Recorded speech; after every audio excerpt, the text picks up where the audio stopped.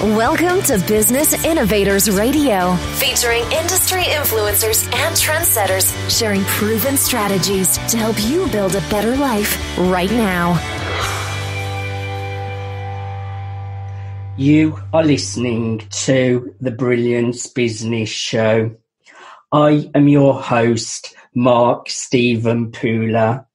Conversations with leading experts in business. And today I really have a wonderful guest, Chris Imafidon. Chris is advisor to royals, presidents, government and corporate leaders. And we have an incredible topic, especially in today's current climate, what to do in a pandemic. Chris, welcome to the Brilliance Business Show. Thank you very much for the invitation and for the honor of having me. I'm really looking forward to a conversation with you today, Chris. Before I get started, I just need to make a legal disclaimer that Chris is not offering legal advice or legal assistance. So let's get started with the show. Chris, can you share with our listeners a little bit about yourself, your business and what you do? Oh, thank you very much for the opportunity to share. I have been very privileged to have been able to extend beyond 2 years of life or living. If you look at my face, you know I'm older than 2 years. But about my background, my mother had a son, and that son died after 18 months. And then she had a second son, and that one died after 2 years. So when I came along, it was a thing of joy for me to have exceeded 2 years of life. So, and when it was time to go to school, they took me to school, and my teachers in school thought I was a problem. They didn't think I had a problem. They thought I was a problem. That's a big difference. They thought what you call today autistic. They thought I was an autistic child. Yes. And they put a label on me. And when I got home, I casually, very calmly just told my mother, and my mother did what any mother would do. She asked for reinforcement from my mother. So both my mother and my grandmother came down and they immediately put things in process to disabuse my mind about being subnormal, because that was what the official school system was trying to put on me. And sadly, a few of my classmates that were given that label lived it and never moved on beyond that. But what my grandmother did to me was literally make me understand, because she has a lot of patience. Remember, my mother was a working woman and my parents were working. So if you're living in a home where there are parents and there are grandparents, you know that you find more time to discuss with your grandparents than your parents. And she showed to me why it was impossible for anyone to be a failure, or why it was impossible for anyone to think that they can't achieve. She demonstrated to me that when I took my first step, I fell down. So I picked myself up again, and I fell down, and I picked myself up. She reminded me about the process of taking my first steps and applied that to academic subjects, applied that to language learning. And from there, I was able to pick up myself. And now I work with the top governments, advising them, business leaders, giving them advice. And I'm also a university professor. Much my full-time job. Firstly, Chris, what a nice story to hear. I've not heard your story before, and it was really tragic in the beginning, especially for your mother. I can only imagine how hard that was for her, and you must have been such a blessing when you come along. But also, we do have something in common, Chris, and that was having problems in our school years, which I know is a very, very hard thing to go through. Your mum must be very proud of you now, Chris. Oh, yes. The sad thing is that my grandmother didn't live long enough to see what I eventually accomplished using her fundamental principle that every human being on planet Earth has greatness in them. The school system was not designed for that. The school system was designed to give you a piece of paper. Yes. Real education is bringing out the greatness in you so that you can flow in your gifts. Yes, and that's a great, great message for people to hear, because in today's modern world where we're at right now, we're in a pandemic, the country's going crazy again with different restrictions. So that's why our topic is so, so important today.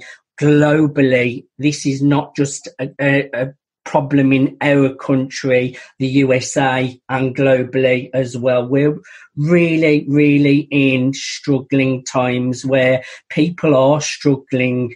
So our topic today is really, really important, Chris. So I would like to touch on, just share what you do in your business. What is your daily life in your business, and how do you serve the people that you are working with?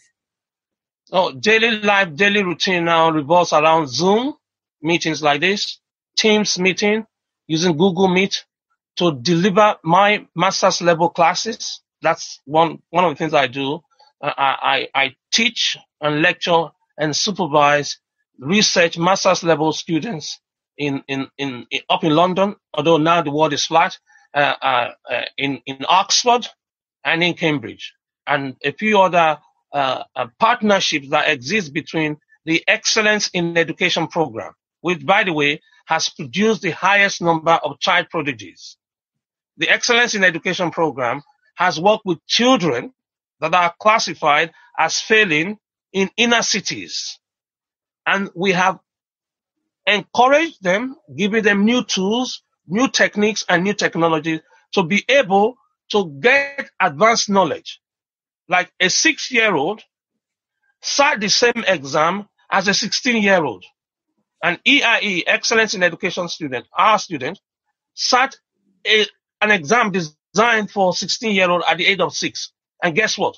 That 6-year-old scored more marks than the 16-year-old. And this is why the BBC, those of you that follow me on Facebook will have seen the mock-up from BBC, from Sky News, from CNN, from the Times of London, highlighting the incredible ability we have in all our boys and girls and whatever children, whatever color, whatever nature, whatever age, whatever postcode.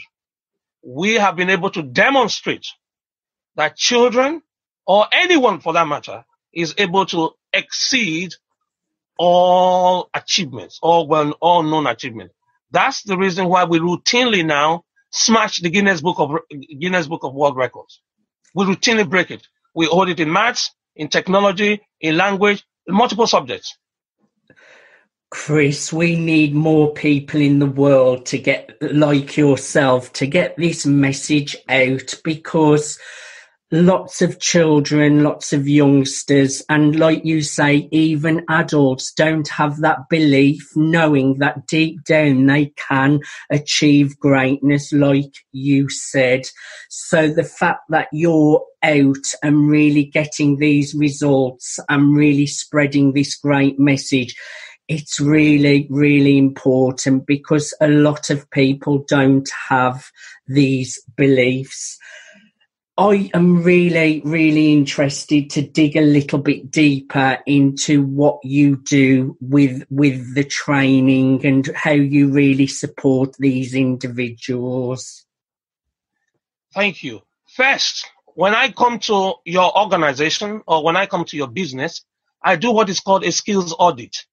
Most people employ new staff based on their CV. Now, the CV is only one aspect of that individual, that human being. Every staff working for you right now can do 4 times more than what they are doing. If you bring them in and find out, what do you do in your spare time? What are your hobbies? Once you know their hobby is football, and you're giving them some work to do in the office, or their hobby is singing, and you're giving them work to do in the office, or their hobby is playing a musical instrument and you're giving work to do in the office, I can map the skills expressed in that hobby and bring it straight into the formal work you're giving them. For example, anybody that plays football already understands what teamwork is. You don't need to tell them what teamwork is. They will be able to, not to relate to another member of the team. They know that the collective success of that team is more important than the individual goal scorer. Yes. So we now bring that back to the finance department, if the person is working in the finance department, and find out what role are you playing in the finance department? Are you the manager, or are you a customer facing staff, or are you the director? We then map football into the workplace and then quadruples what they ever did. If you're a singer, you already know what it means to sing in an orchestra. You know, you might be soprano, you can be mezzo soprano, or you can be alto. Now we now bring you back to your workplace, and we're able to use your interest to tease out what you are really passionate about, and then bring that to the office when you're working with other doctors, if you're a doctor, or if you're working with other nurses, if you're a nurse. That's how we quadruple the so-called productivity gains. I say so-called because you can never measure human productivity.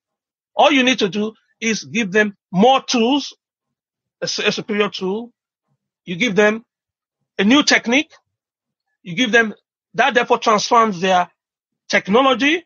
They have a new thinking and they have a new tutelage. So the output you have is a function of the what I call T5s.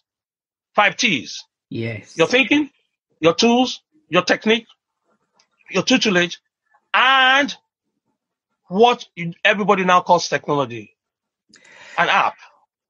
These are really, really important life skills that you're helping individuals to move forward with, Chris. I really admire your work. Now, our topic today is what to do in a pandemic. Firstly, how are you coping with the pandemic, Chris? Are you keeping productive? And what can we do in a pandemic? Give us those words of wisdom, Chris. In a pandemic, it means that it's an epidemic that cuts across national boundary. It therefore means that the customers and the clients you were serving before the pandemic was local to you, or regional to you, or national to you. Now that there's a pandemic, you do one thing. First, you port your services, your product, or your goods globally.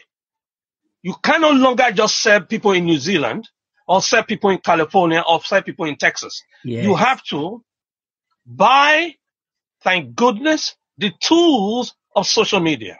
For instance, I'm on 14 different social media every day. 14.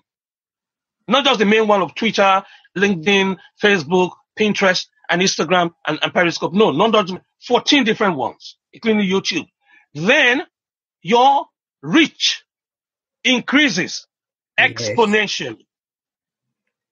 And you are therefore able to hire people in geographical location where it was not possible before. I hired someone 3 weeks ago that lives 6,000 miles away from where I live. And she's doing some productive work for me, doing assistance for me. So, one, your product and goods and services now becomes global. Two, your staff and your employees also become global. So you have a bigger selection.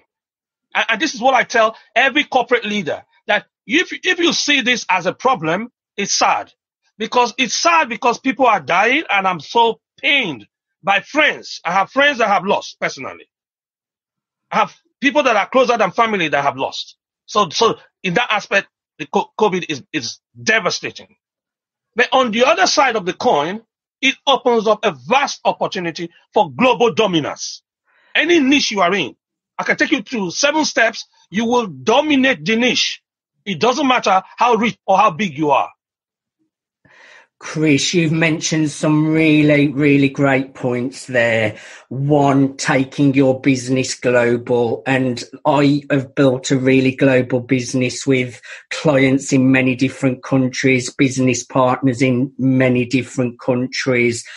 And I like the way you are mentioning as well that you can also employ staff globally, which is helping people in sometimes countries that are not as fortunate as our countries. So you're actually giving the advantage and gift of and a blessing of giving someone a job which will give them income, which is another great benefit.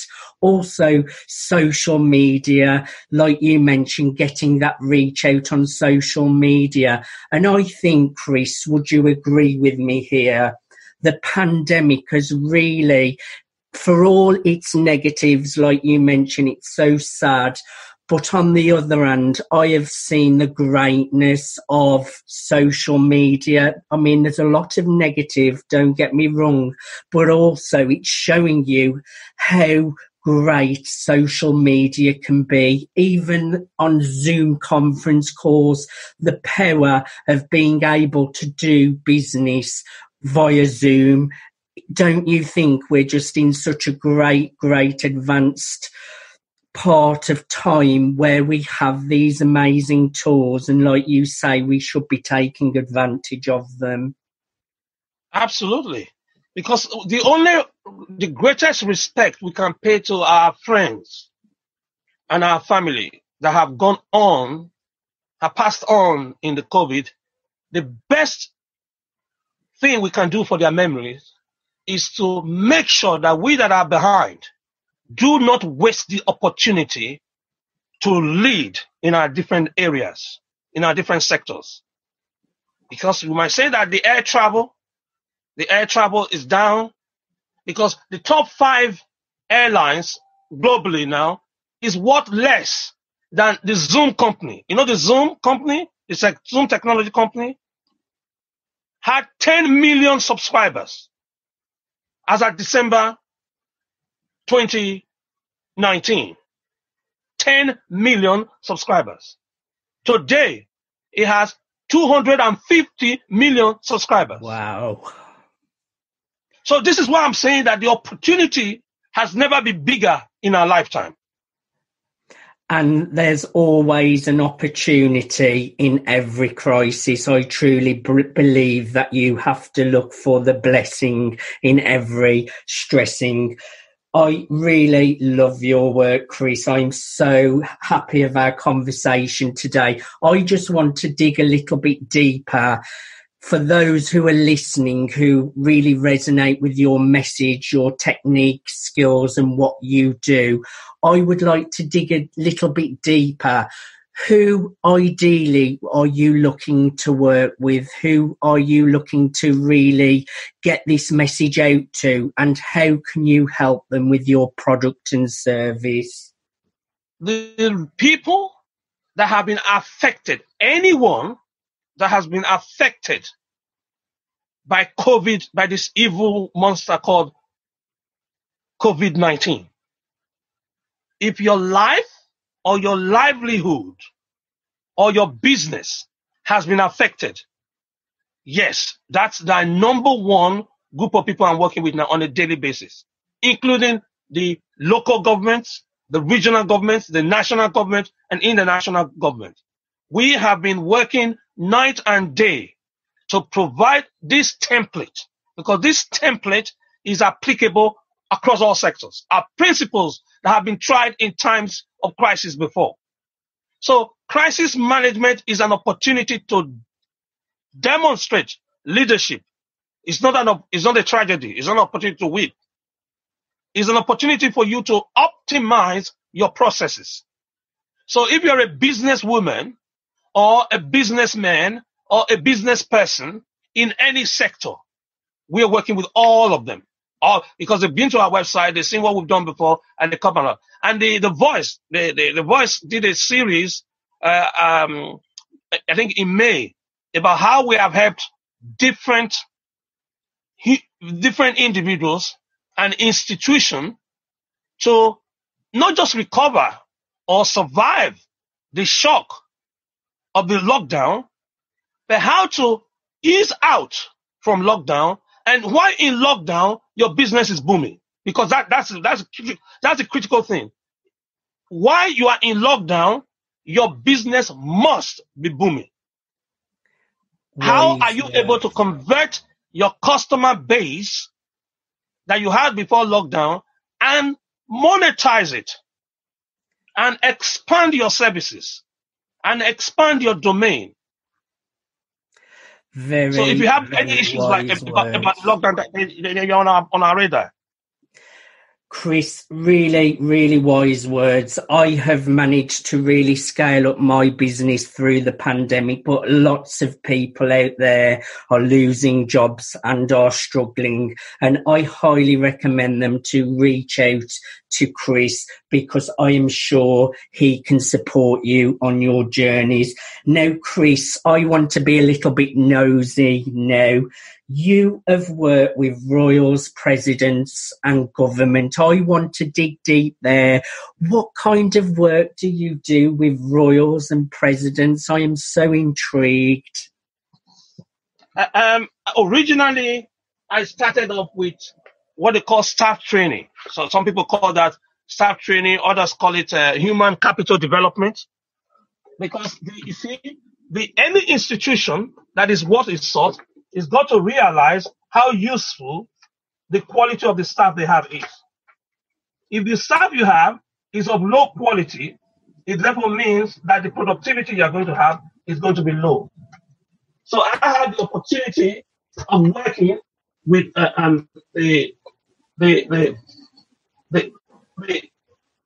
working in education with a gentleman that used to be.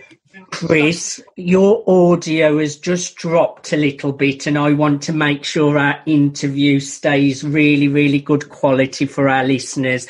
So just so you're aware that your audio has dropped, don't worry, we can just get that sorted, but carry on with your amazing point. Okay, is it better now? It's is the audio better now? That's okay, perfect. Okay, that's fine. So, in 1987, I was invited, myself and my colleagues were invited to St. James's Palace, up next door to Buckingham Palace, and we met who is now called Lord Baker. Then he was Kenneth Baker. Kenneth Baker was the education secretary with Margaret Thatcher, then the prime minister. And after the reception, we were involved in a discussion. And I just mentioned what I said to you earlier about the ability for any human being to be able to realize their greatness, irrespective whether they are autistic, whether they are dyslexic, that they have any so-called special educational need. I said so-called special educational need because every educational need can be met by today's standard and by today's availability. That discussion I had with Kenneth Baker then, which is now Lord Baker, sparked things up when he went to the office and saw, and by the way, at that occasion, Prince Charles then, with Lady Diana then, was still alive, they were also involved in this discussion. This is how it started. It was an informal discussion because there was a reception for top doctors and specialists at St. James's Park. So cutting a long story short, I became advisor in education to the then Mrs. Thatcher government. Not that they took my advice seriously, because the views I was expressing were too radical. I was saying that every single child is a genius. I was saying that every human being has greatness in them. He couldn't understand that because he works with what is called the binomial distribution. That 5% of the top of any population are geniuses, 80% of them are in the big dome, and then 5 or 10% at the bottom are failures, and there's nothing you can do about it. So that's how the whole conversation started. We brought in, we then said, okay, bring up some of your students. We then started working with staff that were classified as unproductive.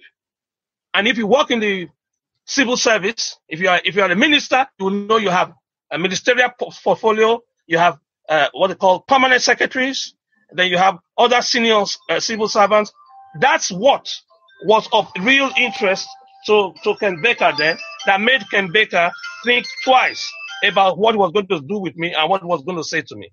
So Ken Baker then invited me, we got discussing, and I couldn't persuade the Conservative Party then to change their educational policy, but the conversation continued. And then when John Major came into office, we was able to do something. So that's how my interaction with government started, and then spilled on to other associated or institutions affiliated to the government. So from them, I have, for my sins, advised every single government, from Mrs. Thatcher to the Labour government, to the Blair government, to the Brown government, all the way to Cameron government, May government, and now the Johnson government, in terms of employing productivity gains. Because we cannot use the tools of our great-grandfathers and get the results that our children are going to get. I hear you, Chris, and I just really, really admire your work ethic, your determination. I really admire your achievements. You really are achieving, but I admire the most how you're serving the global community, serving human beings. And really, my top takeaway today has to be, we all have greatness within. Chris, I have really enjoyed a conversation with you today. Is there anything we did not cover that you would like to share? I was just warming up. You have shared great value. How would you like to... I was just warming up because I was going to say that before you employ any person to work for you, anyone that is right now in any business of any description, please, before you employ anybody to work for you, you must do a thorough analysis of that candidate. Because some people are being rejected because they don't have a degree, or because they don't have this diploma, or because they don't have these skills. But every single person that has one single skill, the most important skill I look for in a candidate if I'm employing you is, are you teachable? Are you flexible? So even if you don't have the skills right now, or you don't have the knowledge right now, I can employ you the way you are and then put you on a program that will train you and reveal who you really are to you. Because the report that the school gives you is as far as I'm concerned, is a minimal report. Let me give you an example. During this lockdown, we have shown people how to learn 6 different languages. So every human being, for instance, has the capacity to speak, write, read, and understand 15 different languages. That opens you up to the German market. That opens you up to the Spanish market. That opens you up to the French market. So when I was talking about globalization, this is what I mean. So if you now have multilinguality, hyphenated or backed onto technology, do you know what happens? Every single person in your organization becomes a manager. Do you know what happened? Your competitor will not know what hit them. Do you know what happened? Every customer you have will have affinity to you. So the aspect of human capital development has been ignored for all these years. And that's one thing I want every hearer, every listener. If you're an employee, you need to know your reading speed. Every human being can read up to 1,000 words per minute. Let me say this slowly. Every human being on the planet Earth, if we show them the techniques, you can read a whole book by Steve Jobs, this book by Michelle Obama. I'm making this book available to all the listeners now. If you can send me your email, I will give you this book by Michelle Obama, the biography called Becoming.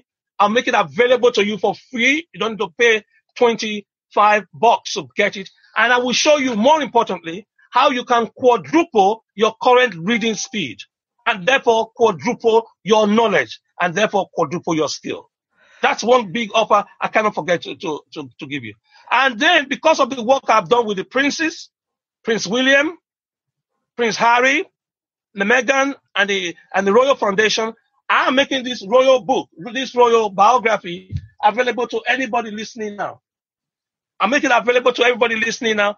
I need you to email me and I will give it to you for free. Why? I want to use that book as a tool to demonstrate to you that you can read a whole book that is 450 pages long in a matter of minutes, not hours, not days. So I want to thank you for the opportunity to be able to share and let everyone know that this is not the time to be gloomy. This is not the time to think that the world is coming to an end. If anything, the end of misery is near. Our miseries and our sorrows are coming to an end, but our capability is now being lifted up, because through adversity comes prosperity. I want you to put that down. Through adversity comes prosperity. With the right information, adversity plus information equals prosperity. Don't you ever think that this situation we are in is going to last forever. No, we will outlast these tough times. Thank you very much, Mark. Chris, what a powerful way to finish our show today. I myself am feeling I must have so much more greatness inside myself now, Chris. I'm ready to go out and find that greatness. I really, really want to thank you for giving us your time today. I know you're super busy. My last question, how is the best way for people to connect with you? You mentioned your email there for those amazing books. I would say to everyone, take up this amazing offer. So how is the best way for people to connect with you? Go on Twitter and it's at Chris, then my surname. That's the easiest way. That's the easiest way, because my Twitter is on my laptop, is on my desktop, is on my phone, and is on my tablet. So any information that comes through goes through. If you phone me, the phone might just be on charger. I won't be able to get it. Alternatively, if you're not on Twitter, you may also join me on Facebook, because like I said, I'm on Facebook. Or you can go on Instagram and contact me on Instagram. It's at COIMAFIDON. At COIMAFIDON on Instagram. You see my photograph there with the Oscar there. And please do not forget to connect and support Mark. Because Mark is doing a great job in trying to inform, educate, and empower everybody. So I salute you, Mark, for the work you're doing in the community. It's a selfless work. You're not being paid for it, but you're doing it because you have the desire in your heart to help every single person. I thank you, and I'm blessed to be part of your program. Thank you so much for your kind words, Chris. I have really enjoyed a conversation with you today, and I am just blessed that we have got this message out to people, because it's such an important message. Once again, Chris, thank you for being on the Brilliance Business Show. Anytime. You're welcome. You have been listening to the Brilliance Business Show. Conversations with leading experts in business. Thanks for listening to Business Innovators Radio. To hear all episodes featuring leading industry influencers and trendsetters, visit us online at businessinnovatorsradio.com today.